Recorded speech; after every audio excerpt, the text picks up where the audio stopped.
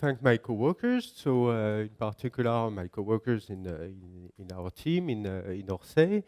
So, Philippe Mendels and Edwin Kermarek, in particular, who are with me. We are the three of us working on mainly on spin liquids.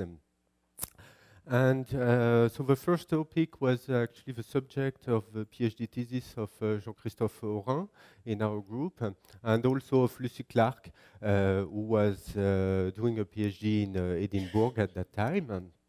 And we got support from Bernard Bernu for some series expansion, or some calculation of the susceptibility. And the second subject, the material were made by Koti Bomisetti, and measurements were done by Penchanan Kuntia, who was a postdoc in the group some time ago. They are both now back to India and on permanent position. Okay, so let me start. So the idea of quantum spin liquid traces really back to this proposal by Anderson in 1973 that for insulators, so Mott insulators, we may escape classical Néel ground state if we have two ingredients. First one is a strong quantum fluctuation for spin 1/2. And the second important one in dimension higher than 1 is geometric frustration or magnetic frustration, which is represented here as on this triangle, where if you have nearest neighbor antiferromagnetic interaction, you cannot make a simple Néel state with two sublattices. So in this situation, he proposed that the ground state would be something else than a Néel state. And so you can imagine much more exotic ground state. Like states which are based on the pairing of spins into a singlet state, like that. And this singlet state, they can cover the lattice in different ways. So you can imagine long-range ordered states of this singlet, or as Anderson proposed, some superposition of all the covering you can make of the lattice with such a singlet in order to reduce further the energy. And so this is the so-called, the very famous resonating valence band state that is proposed as an alternative to the Néel state. So this leads to one possible definition of a quantum spin liquid, which is a state without any spontaneous symmetry breaking, so which exclude any kind of long-range order and also this kind of state. So it has to be something that resembles to that.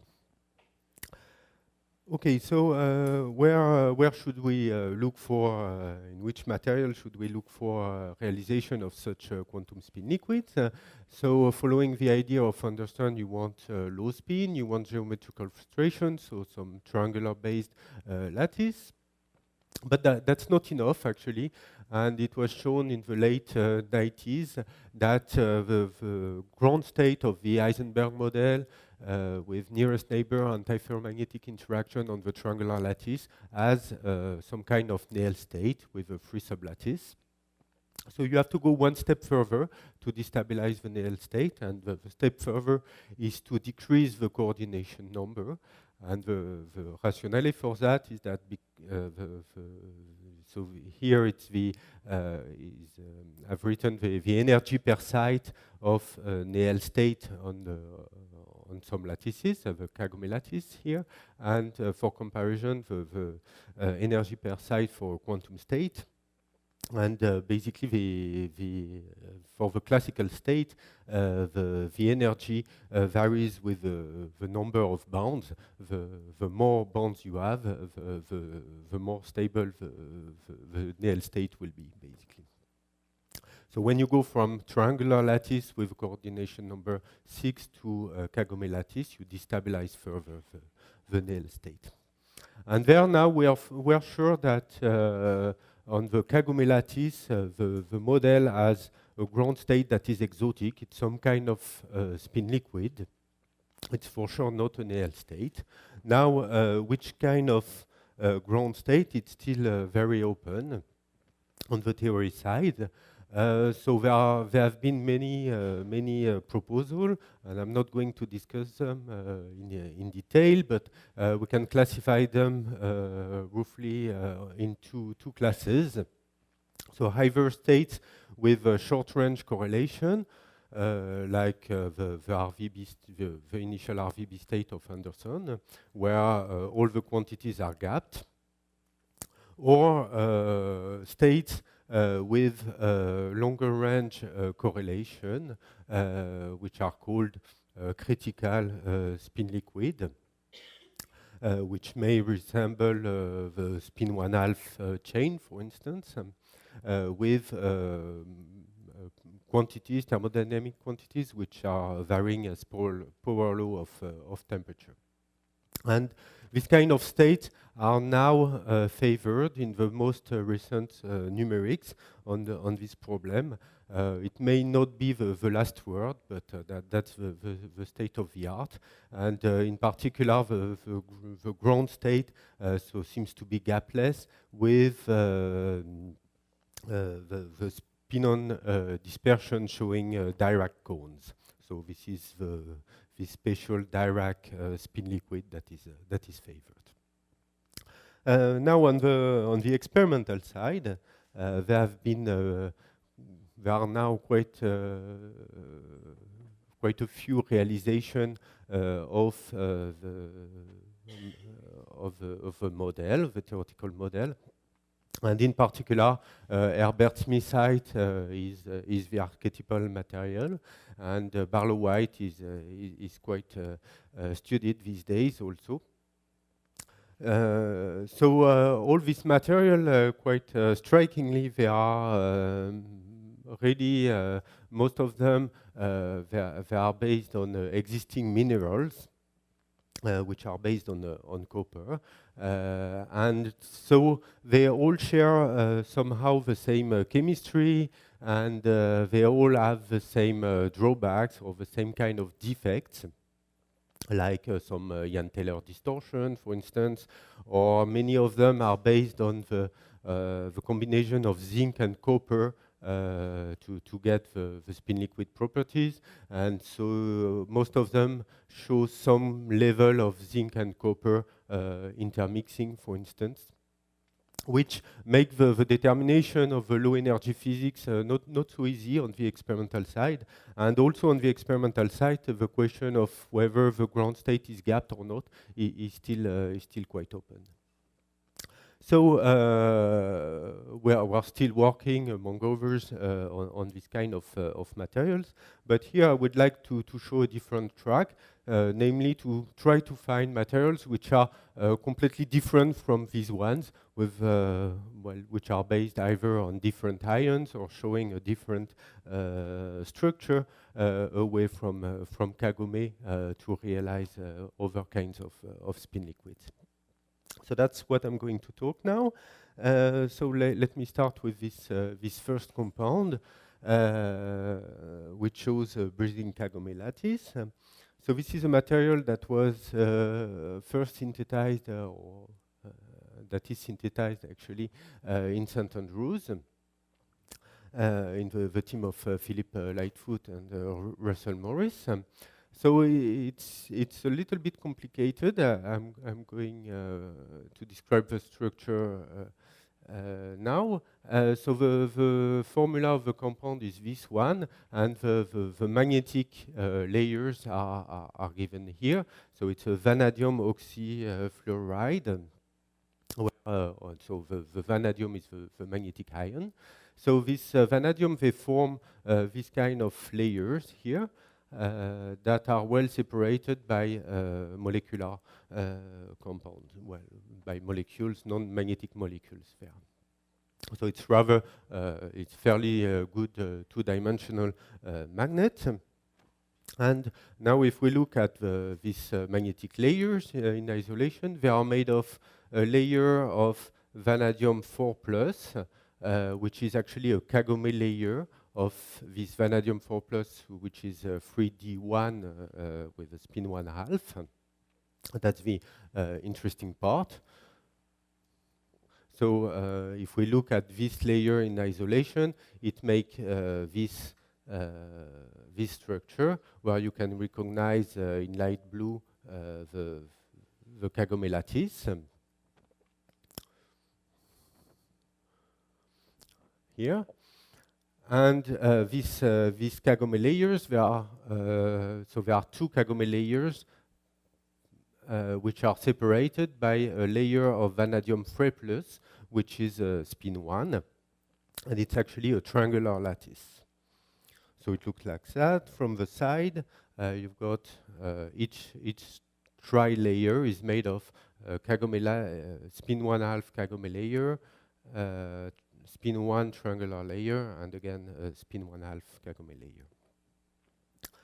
So this looks quite complicated, and we can try to work the basic magnetic model for the system. So in the kagome layer, we have in principle two different interaction, J1 and J2, because there are two kinds of triangles. Either there is a vanadium 3+ or top, or there is none. So the triangles are always equilateral with a threefold symmetry, but there are two kinds. But just one single vanadium 4+ crystallographic site. And also we can expect a third interaction, which is basically along the c-axis, which links the vanadium 4+ and the vanadium 3+. So transverse relaxation. So it looks fairly complicated, but fortunately chemistry is quite good with us. Indeed, the vanadium 4+ sits at the center of a strongly distorted octahedron, with here 5 fluorine and 1 oxygen here, which and the distance between the vanadium and oxygen is much shorter than the distance between oxygen and between vanadium and fluorine. So it's strongly distorted, and that lifts the degeneracy of the T2G orbital, making this dxy the lowest in energy. And since there's just one electron, so that's the only occupied orbital in the system, so this orbital lies within the kagome plane, and the three-dimensional coupling will be very small, because there will be no overlap in the c direction.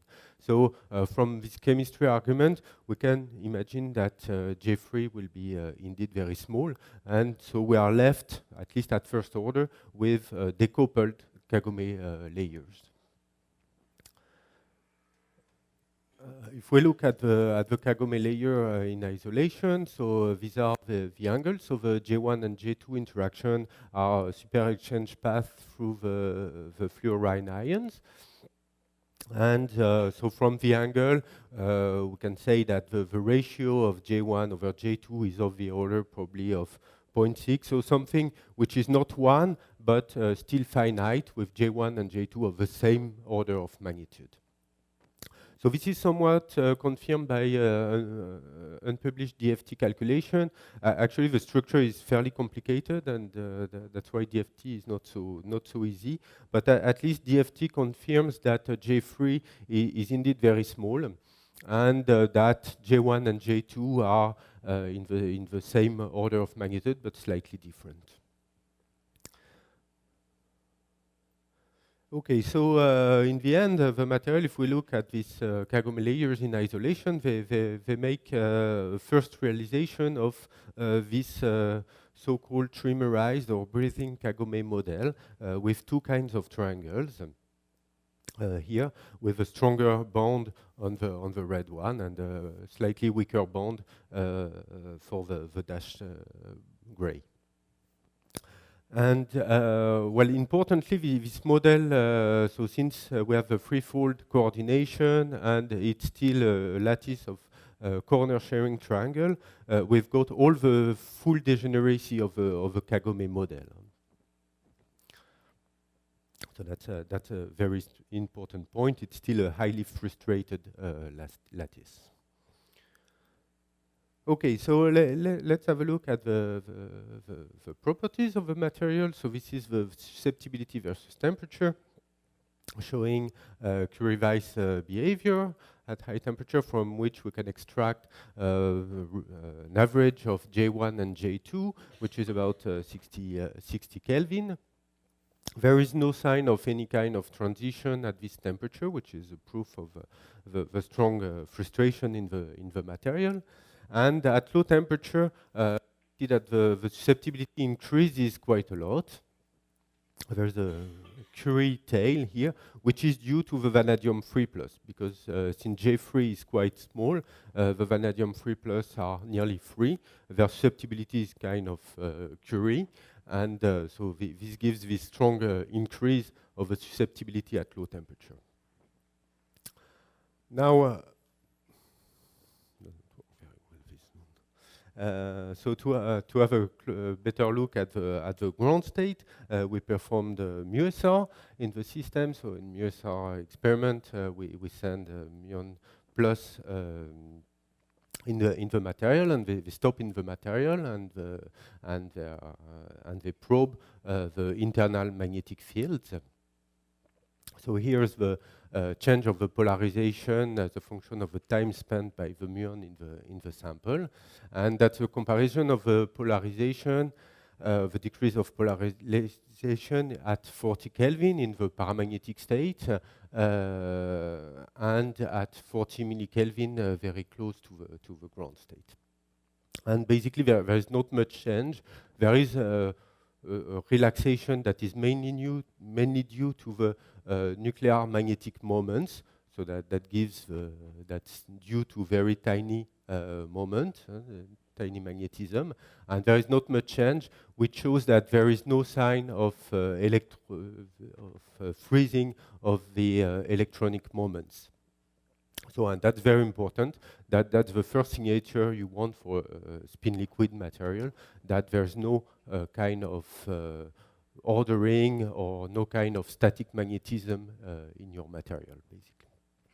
But so this is very important information, but we cannot go much further in the change of the relaxation there, because or to interpret the change of relaxation, because muon sits a bit everywhere in the material, basically close to the fluorine ion or the oxygen.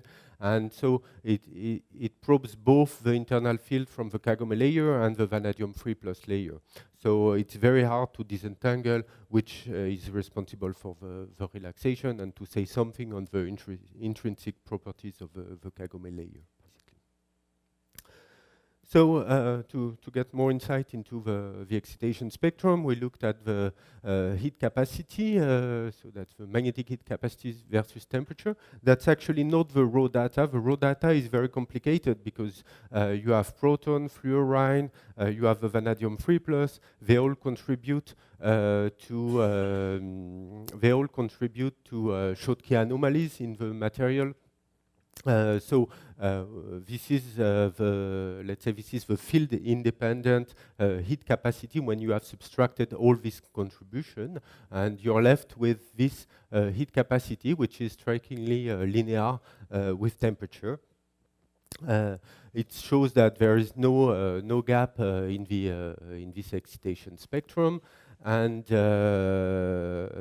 no gap higher than 0.3 K, which is already very small compared to J. It's J over 200 or something, and gamma is very large, so there is a lot of excitation at low temperature. That's also what you expect in this frustrated system.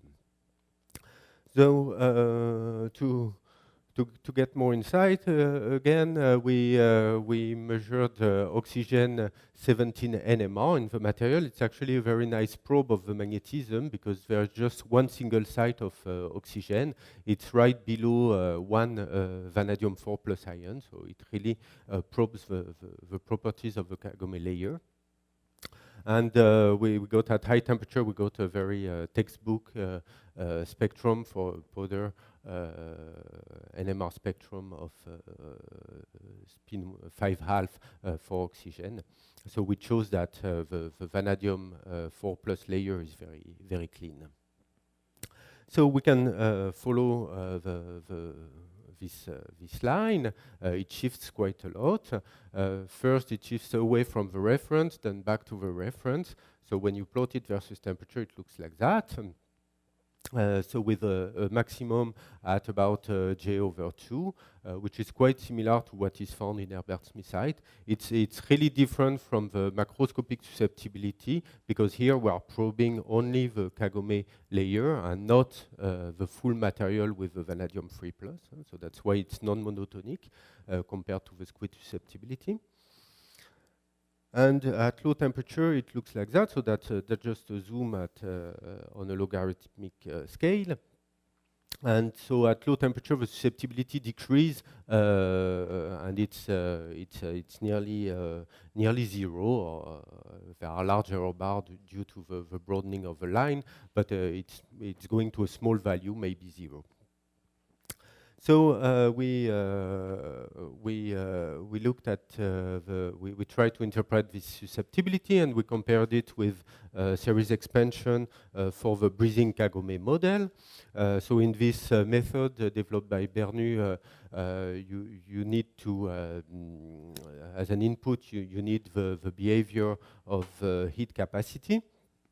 So we tried different models like constant C, constant heat capacity to model gap behavior or linear behavior of heat capacity or quadratic. They all fit, basically, so we can really not distinguish with shift measurement. We can really not distinguish these different scenarios. But in all cases, he finds J1 over J2, which is of the order of 0.55, 0.6.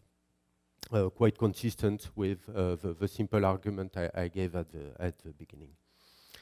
So to get more precise information of the excitation spectrum, we measured 1 over T1, which is directly probing the excitation spectrum at very low frequency, at the NMR frequency, and so we got this variation versus temperature. It's quite small variation actually on the full temperature range, with variation like T to the power 04, something like that, T to the power 03, sorry.